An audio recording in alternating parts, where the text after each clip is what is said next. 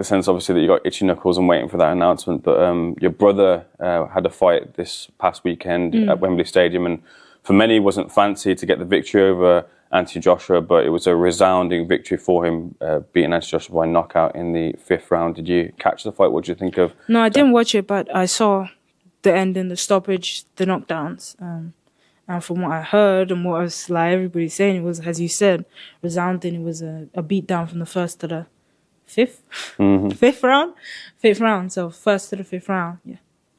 Just what do you think about Daniel's progression as a fighter? As a fighter, and that moment, because a lot of people kind of casted doubts about him, you know, from the Joyce fight, from the Usyk fight, and never thought maybe this moment would come. And now he's, you know, kind of shocked the world, I guess. Yeah. I mean, one thing I will say is boxing fans and boxing people are probably the biggest haters. Like, we just hate, you know. You lose a fight, we're going to hate you for it, or we're going to hate you forever. How you lose the fight, we're going to hate you forever, and it's going to stick in the mind for a very long time. And it's just about being mentally headstrong and just thinking, okay, that was a blip, or maybe that was an experience, and I'm better than that experience. And if you truly believe you're better than the experience, you shouldn't let what other people say. You know, you got so many people saying, oh, quit and all that stuff, but they don't know what it's like. They don't know what it's like to get punched in the face by Joe Joyce. You know, they don't know what it's like to be in a ring with someone like Joe Joyce. And Joe Joyce has beaten a lot of people. And, you know, now, like I said about haters, like, now everybody's hating on Joe Joyce. You know, he's lost to Jang twice, but they forget when he destroyed Joseph Parker. They forget when he obviously beat Daniel. They forget what he did to everybody else prior and up to that moment. They were saying he was going to be unstoppable, the juggernaut, you know, can't get hurt. Like, and so, you know, you just got to really just think about yourself, be selfish, and just do what you have to do. And I think it's a good thing with people like Daniel. We're moving from the era of the Floyd Mayweather era, the undefeated, the O era. And now you see Devin Haney suffer his first defeat. You see people suffer their first defeats and they come back. Michaela Mayer, she's lost twice now. Twice, yeah. So she's lost twice and she's still in big fights. She's still headlining. It's not about losing. It's about continuing to fight, make big fights happen. Don't be afraid and just make it happen. Well, there's kind of voices now. There's talk about a rematch or potentially a fight with Fury versus Usyk. Firstly, just on Fury versus the winner of Fury versus Usyk to the rematch. Firstly, if it is to be AJ again, do you think Daniel does it again? I mean, I think so. Yeah, I think so. I mean, I would never call myself a boxing. What's the word? Like a boxing expert. Yeah. I'm not a boxing expert. I'm a boxer. Like, I don't know what's gonna happen in fights. And obviously, I'm no longer a part of Daniel's camp, so I can't tell you what's going on behind the scenes, how he's looking and stuff. I know how he fights, and I know how his mentality of how he brings to a fight, but I don't know these things. I don't know what AJ is going to change. I don't know if he can change. I don't know how his mental state is going to be when he goes into a rematch, if he goes into the rematch. So I really can't say. I just know, I know Daniel's going to do the exact same thing, and it's, can AJ deal with that? He couldn't deal with it the first time around. I don't know if he can deal with it the second. I don't know. I'm glad you said that about mentality of Daniel, because I've spent some time with Daniel when he was in camp with Alexander Usyk, and I was just trying to get to know him and kind of break the ice with him, I guess. But it was all action, it was all work. Is that what it was like when you obviously spend time with him at the gym here, like just not really kind of focus on the outside thing, just straight into getting work done and focus on the task at hand? What do you mean by that? Like all action? Like his mentality-wise, just how he approaches fights and fight camps. I mean, I think everybody's like that. I don't get it. I mean, I think everybody's like focused on a fight and they will train hard and focus on a fight. Fair enough. No worries. Maybe a bad question there for myself, but yeah, just moving on to a little bit of a sensitive topic here, Caroline. So, if at any point you feel like you don't want to answer anything, then feel free not to. But there was a split in the gym that happened. Well, Daniel's father, Stan, obviously your father, had the opportunity to say his say, and obviously the right reply here, but it led to Stan and Daniel leaving the gym here and you staying with Shane. Just from your point of view, from kind of what happened, what would you like to say about it? And having seen the interview, what was your reaction to the interview? I mean, I first saw the interview on the fight week of Daniel's fight. I kept getting tagged into it. I remember watching a video of someone just speaking about the fight, and they were like, "Oh, why Caroline and Dad her dad not speaking to me. I was like, because my dad doesn't agree with female boxing or stuff like that. And then I watched the interview, the 9-minute video, and he was obviously saying that, you know, he didn't agree with female boxing and that he saw a change in me, blah, blah, blah. And I just think that's absolute BS, you know, that's trash, you know, that's a complete lie. And I think, you know, I started boxing when I was 9 years old. I'm 23 years old now. So that's over 10 years that I've been boxing. And in all the years coming through, there was never any, I don't really know how I feel about female boxing. If you look at the past and how things were, ask any of my old coaches, Lenny Haglin at the Islay, Del Youth, Gary McGuinness, you know, my dad was there. You know, he was there. He was ranting and raving. One of my biggest, like, I guess, what's the word, like, flag bearers, like, you know, I really support this girl. I really want to see her do well, blah, blah, blah, blah, blah. And, you know, there was never any dislike to the fact that I was a female boxer. You know, when I went to the all-female show, the O2, I think over 2 years ago, where Clash of Shields fought Savannah Marshall, I was third on from the last fight, and, you know, the fight ended early. I got showered, I got dressed, I came back out to leave, because usually when we go to fights, my dad leaves quite quickly. He just fights and goes, and that's his kind of motto, like, I'm in and I'm out. But, you know, he stood and watched the whole show, so there was never any problem with female boxing. Leading up to all my fights, he's watched all my opponents. He's watched Katie Taylor multiple times. Like, that's not the problem, you know. I think I would rather he just be honest about it and just say that, you know, I don't like her or blah, blah, blah, or whatever. You know, I think leading up to why I left my house and why I left home and why I don't speak to my dad is, you know, I think an analogy that I can think of that I think is a really good one is, you know, imagine that there's a shopkeeper and he takes in a kid that's young, needs help. He takes him in and he looks after him. He gives him money, gives him a set wage, and helps him and supports him for a very long time.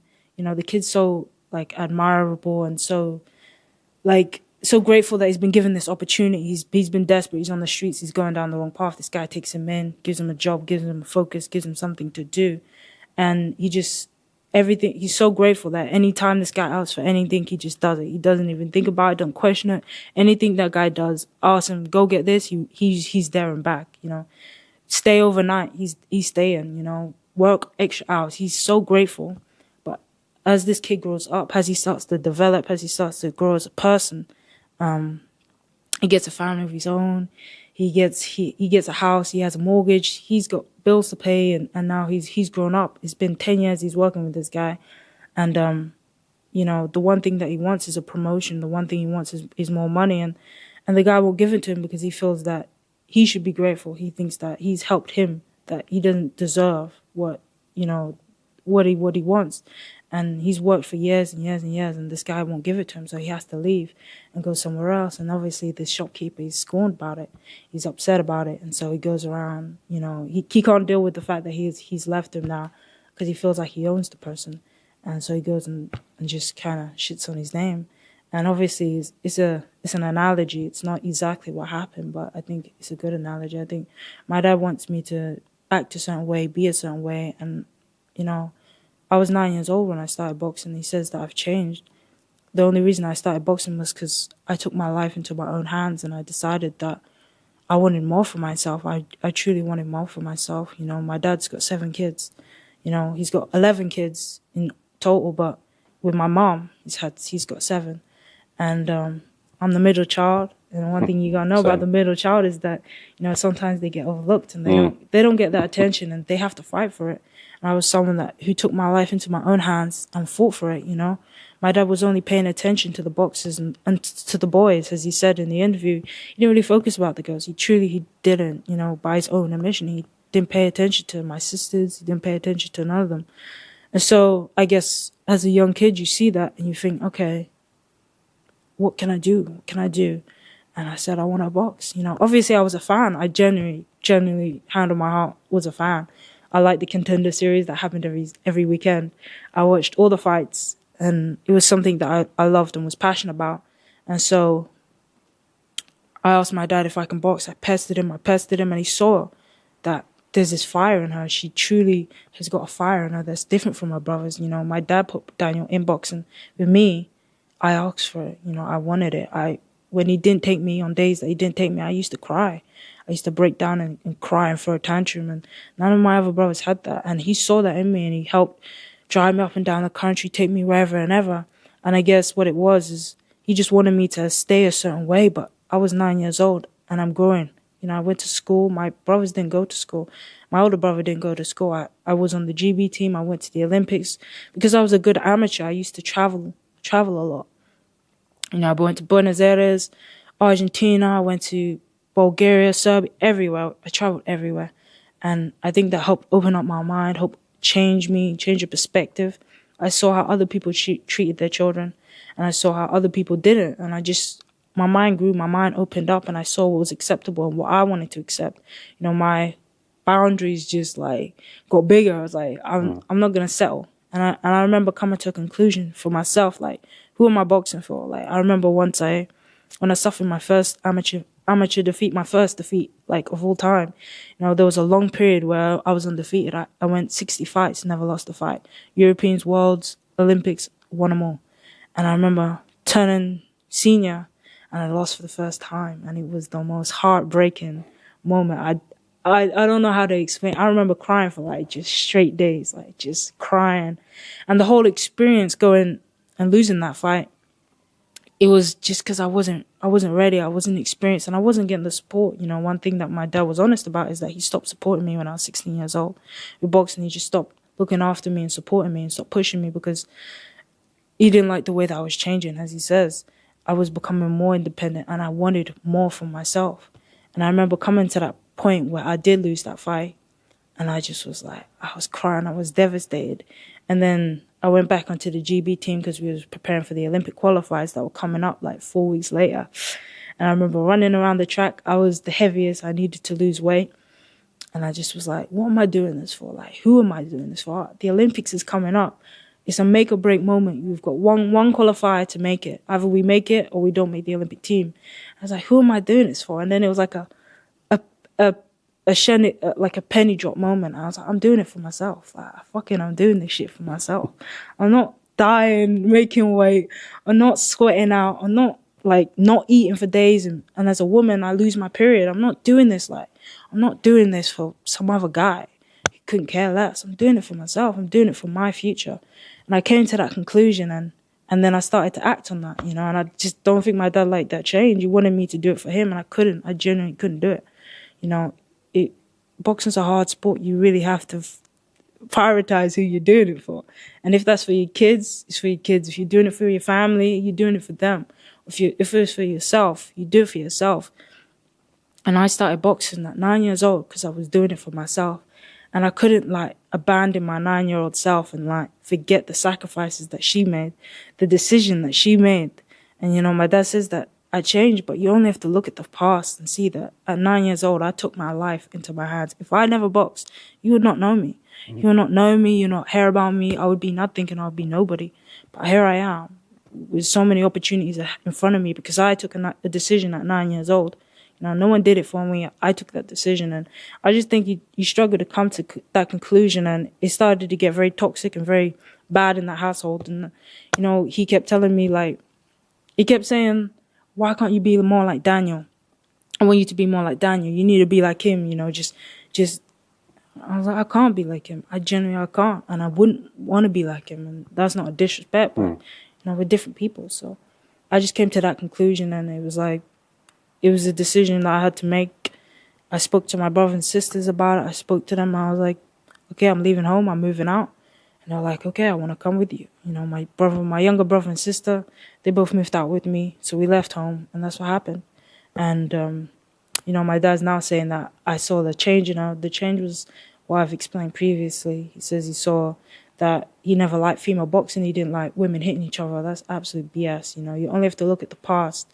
I've been boxing for over 10 years, and my dad never had a problem with female fighting, and now he's saying there's a problem. Just look at the past. Ask any of my previous coaches, Lenny Hagland, Reggie Hagland, Gary McGuinness, Marcus Camejo, Mullins. I've been everywhere.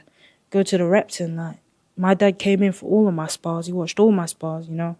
There was never a problem with female boxing. Trust me, my dad does not got a problem with seeing women getting hit. So that's BS. And I just wanted to call that out. And I think, you know, when situations like this come up, you just have to, you hear one person's side of the story, hear another side's story. I think you should just fact check it, you know, come to your own conclusion, look at how things played out and make a decision. Like, how long have I been boxing? Over 10 years. How come suddenly you realize you don't like women's boxing?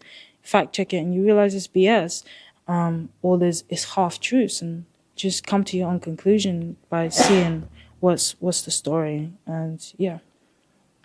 You said that.